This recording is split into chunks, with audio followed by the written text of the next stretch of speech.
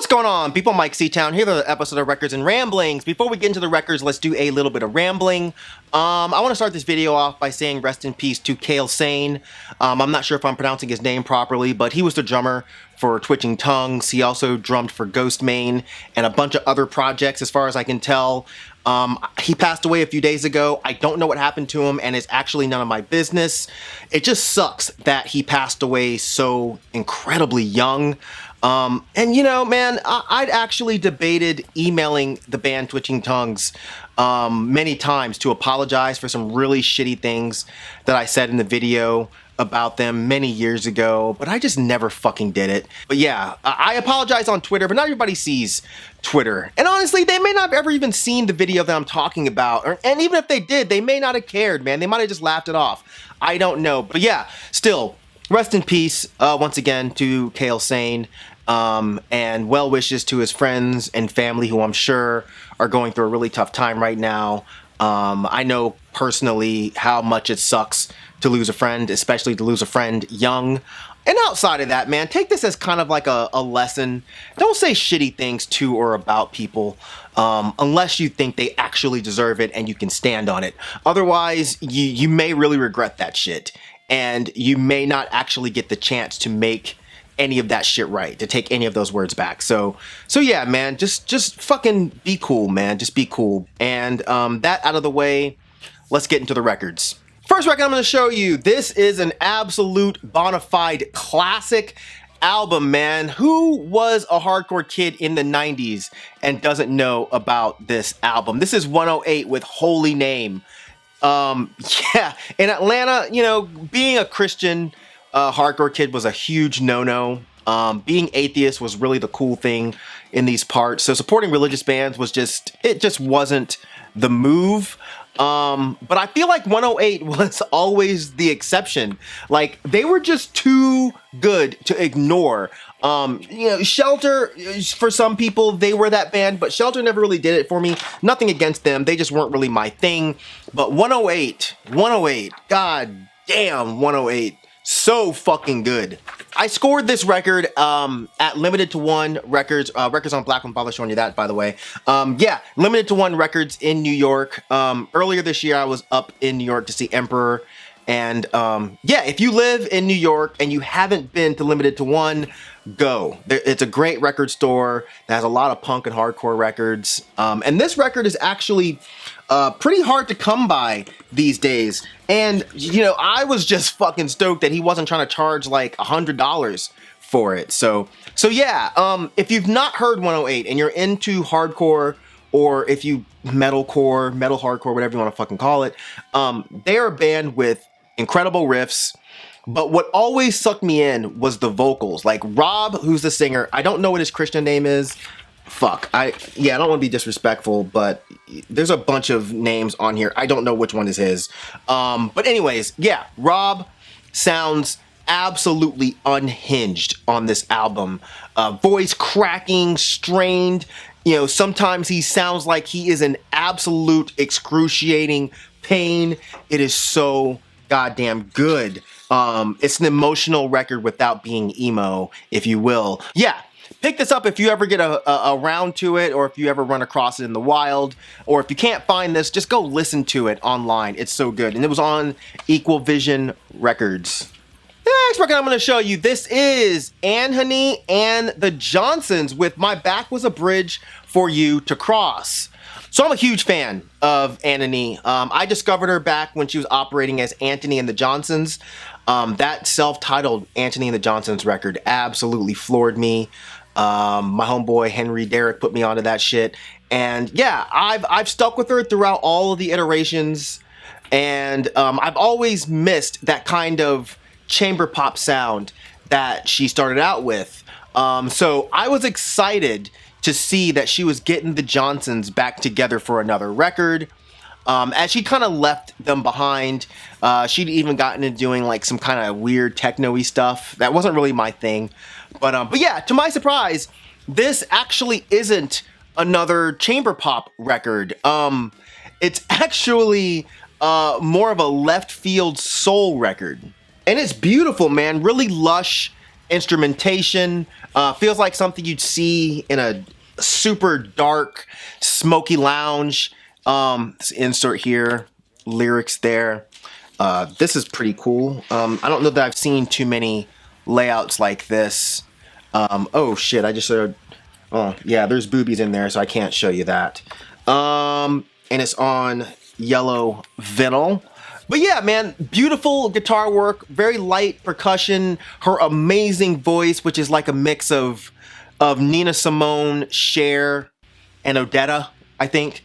But yeah, this is just a beautiful album. This is a 2023 release.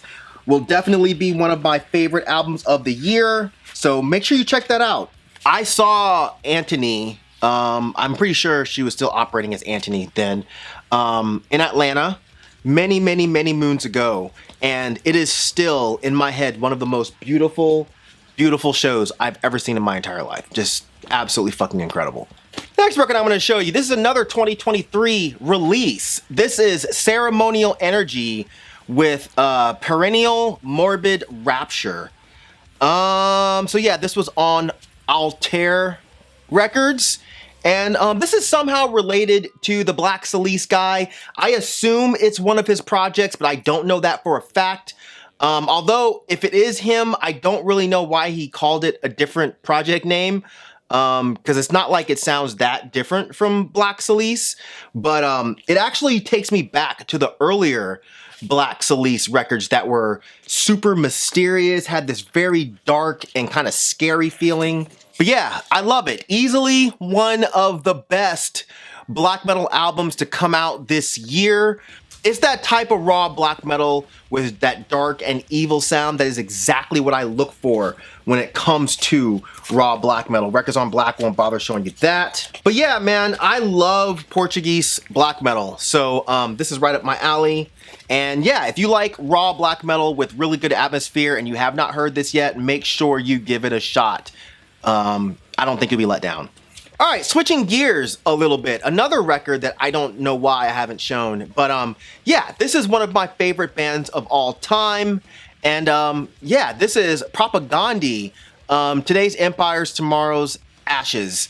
Now, I'm on record of not always loving post Less Talk More Rock Propagandhi. Today's Empires is really the last album that I would listen to for the longest time. After this, I was just like, I don't like the hardcore stuff that they were doing. But yeah, since then, I've completely changed my tune, and I really appreciate those records. I think they're great. Some are better than others, but especially the last record, Victory Lap, which I think was fantastic. It should have been on my best of the year list for that year. But yeah, this album is amazing. Records on Black won't bother showing you that. It's fast, aggressive, super smart punk rock. Some of the best lyrics from any band, hands down. I love the song, Today's Empires, Tomorrow's Ashes. Oh, yeah, it comes with this little booklet. This is a small gripe, but I kind of hate when bands do this. Like, this is clearly a CD booklet, and you just slid it in there. I wish there was actually, like, a record, you know, a record sheet, a record booklet, whatever. But yeah, amazing lyrics. So, I mean, I'm at least glad that they put the lyrics in there because, I mean, for Propagandhi, I really think the lyrics are extremely important. But yeah, man, someday, somewhere, today's empires are tomorrow's ashes. I love that shit. And I also love Back to the Motor League. That's probably one of my favorite Propagandhi songs.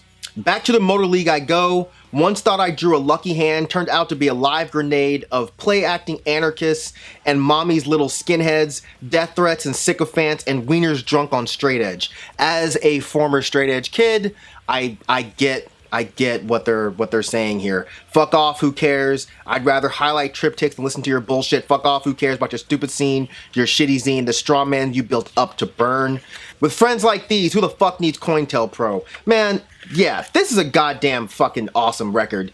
You know, when it comes to politics, social issues, animal liberation, I think that Propagandhi is one of the best to do it. Purina Hall of Fame is an amazing song. The lyrics are just beautiful. Yeah, I'll never understand how people can think of themselves as non-violent or anti-violence, but support, you know, this kind of violence. really. Yeah, if you're just some meathead that's like, beer good, meat tasty, then I get it. But I don't know. I wish other folks would just kind of think of their choices. I'm definitely not trying to be like an asshole on a soapbox, even though right now I'm an asshole on a soapbox. But I don't know, man. I don't know. Propagandhi is an amazing band. Don't blame them for my asshole soapbox bullshit. That's an amazing record, and you should listen to it, even if you do partake in violence. Anyway, we are moving on. By the way, if you don't know what the Purina Hall of Fame is about, it's about Purina has this Hall of Fame where they like celebrate animals that helped humans in some way, like saved humans' lives, even though as humans we turn around and kill them regularly and we treat it like it's normal. So yeah, that song is kind of like a take on that, but a twist. Anyways, we're actually moving on now, I promise. Switching gears once again, we're gonna talk about one of my favorite rappers, and that is Mr. Rob Sonic, and this is Latrinalia, which I'm probably not pronouncing correctly, but yeah, this record came out in 2021. It was definitely one of my favorite albums to come out that year. Rob Sonic is definitely one of those dudes that I don't understand why he's not more popular. Honestly, like he's one of those rapper producers who's really making some of the most interesting and intricate hip hop out right now. And even within his own catalog, this album is super unique. I remember Henry Osborne, who also has one of the best albums to come out this year, so go check it out. He was telling me that he had heard this record and was just like, dude, it's fucking incredible. I can't wait till you hear it. There's a poster in here. Do I need to? Yeah, I'll show it. Fine, whatever. There you go. But yeah, the production on it's really synth, almost new wavy at times, or almost no wave at times as well, but it's all just fucking great. And Rob Sonic's flows all over this are just incredible. Here's the record. It's on like this kind of, I don't know what you'd call that, like a maroon, mauve color. I don't know. But yeah, you go all the way back to some of his earlier stuff, Delicatessen, and even his previous stuff with Sonic Sum. Amazing rapper. So if you like hip hop, if you like good hip hop, yes, I'm being a pretentious dick. If you like good hip hop, if you like good hip hop, make sure you check out Rob Sonic. He's super dope, super fucking funny guy. He's in a group with Aesop Rock that you guys probably already heard, Hail Mary Mallon. But yeah, it's fucking incredible stuff. All right, let's end strong here. All right. The last record I'm gonna show in this edition of Records and Ramblings. This is Westside Gunn and Conway the Machine with Hall and Nash. Yeah, yeah.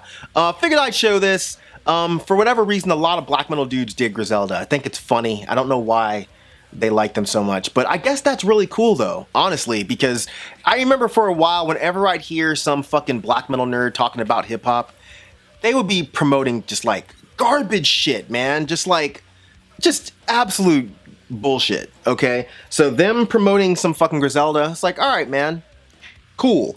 But yeah, this record is so fucking hard. You can look at the cover and you can tell there's no way this is not gonna be a hard ass record, right? The production on here is so dope. But I'm not sure if it was Derringer at the time because there's no, actually yes, it says produced by Derringer, dumbass. Well, it also says produced by K Slugga. I'm not familiar with K Slugga. Camouflage Monk also produced some songs. Anyways, yeah, this came out on, I don't know if it's Daup. I've never heard it said out loud.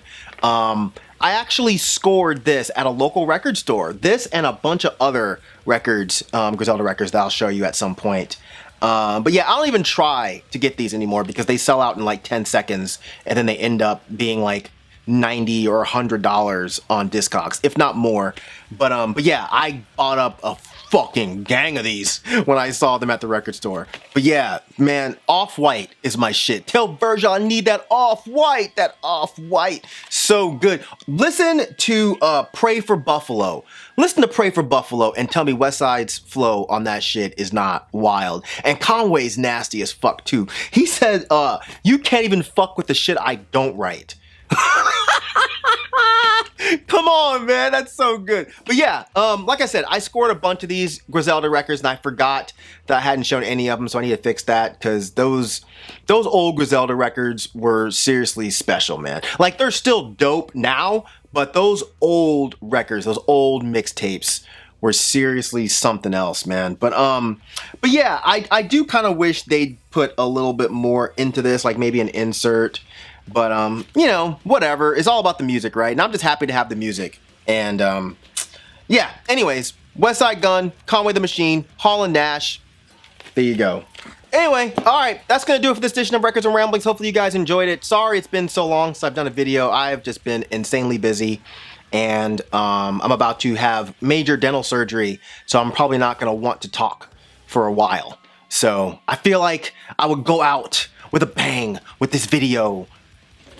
Why are you talking with your hands? All right, anyways, yeah, hopefully you guys have a good holiday break if I don't talk to y'all before that. And yeah, I'm rambling now again, so I'm gonna cut this shit. All right, peace out, boy.